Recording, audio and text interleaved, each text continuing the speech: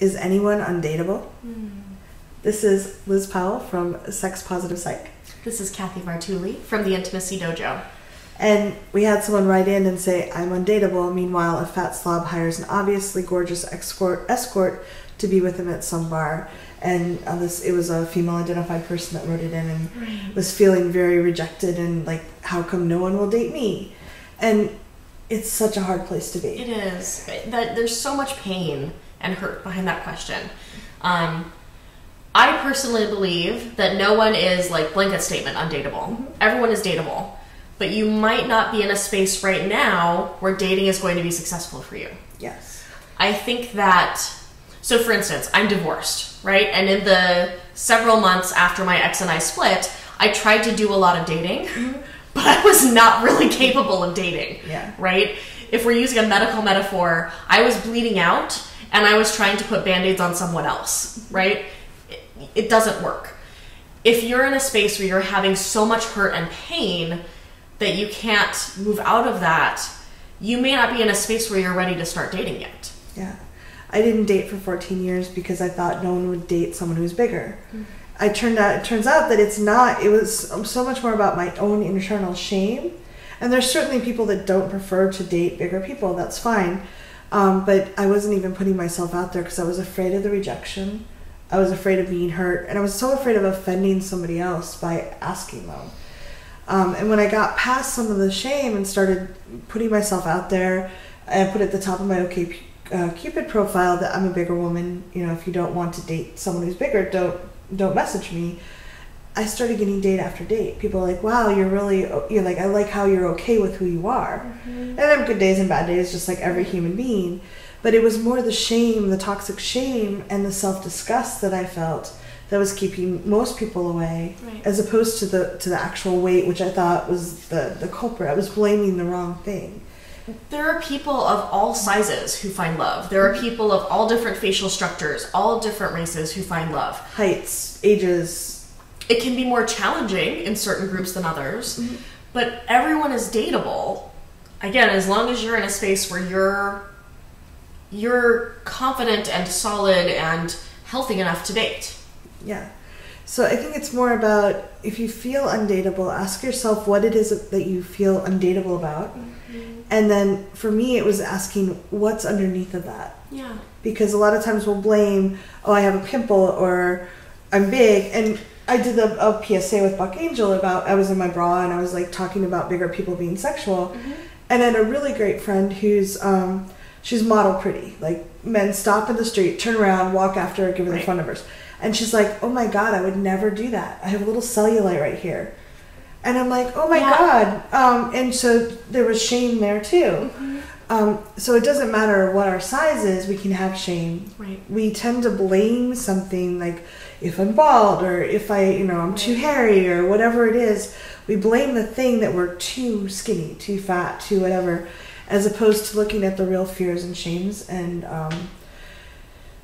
the fear of vulnerability. Like, connecting with people is vulnerable. It's a lot safer, even though it was a miserable place for me to be, and everybody handles it differently. But for me, I was locked in this cage with shame because it felt safer than to go out there and connect with people that might judge me. Yeah. And a great book, if you're looking at trying to develop shame resilience and move out of your shame, is The Gifts of Imperfection by Brené Brown. She's amazing. I love Brené Brown's work. The Gifts of Imperfection is a great book for looking at the ways that shame plays into numbing behaviors, shame plays into the ways that we turn ourselves down from things, that we harm others, right? The reactions that we have to others are often shame-driven. And when you work through your own shame triggers and figure out what it is that's bringing that up in you, it makes it so much easier for you to be available for someone else's attention. Yeah. Like, if I believe that I'm undateable, if I believe that no one will ever want me, how am I going to convince someone else that they should? So, and Brené's work is amazing. You may want to be gentle with yourself when you go through it. It can bring up a lot. I was listening, I had on a book and tape, and I was listening, and I was like, why am I feeling so down today? I was like, oh, I listened to 3 hours of it today. I need to like give myself a break and process some of this. But it's very powerful. Yeah. And it's another book, especially if you're a woman and you're feeling undateable, a really great book that I love. It has some problematic gender essentialism, but beyond that, is Mama Gina's School of Womanly Arts. Mm-hmm. It's a really beautiful book about getting back in touch with yourself as a woman, finding your own turn on, getting in touch with your pussy and the magic of your pussy, and really enjoying your life as a woman. That's wonderful, yeah. Learning to reconnect with yourself first and going out in the world as someone who owns yourself and loves yourself, that's pretty sexy. Yeah. There's not a lot of people that actually do know themselves and can say, no, if you touch me there, really cool things are going to happen. Yeah. Or just like, no, I don't want to do that. I'm going to take care of myself. Mm-hmm. That I think so few people have. And the thing is, one of the gifts I found is that because I didn't fit the stereotypical conventional prettiness, I dug a lot deeper than I might have. Yeah. And that's not true for everyone, but it's like, I know some very conventionally pretty people that dig very deep. Mm-hmm.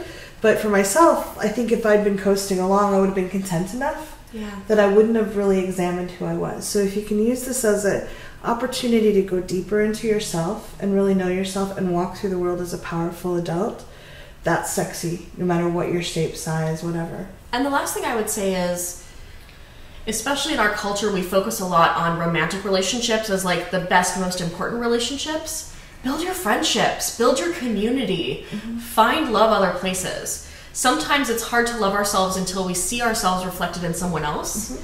And finding really good friends who care about you and who see you in a way that is more genuine and more real and more loving can sometimes help you find that in yourself. Yeah.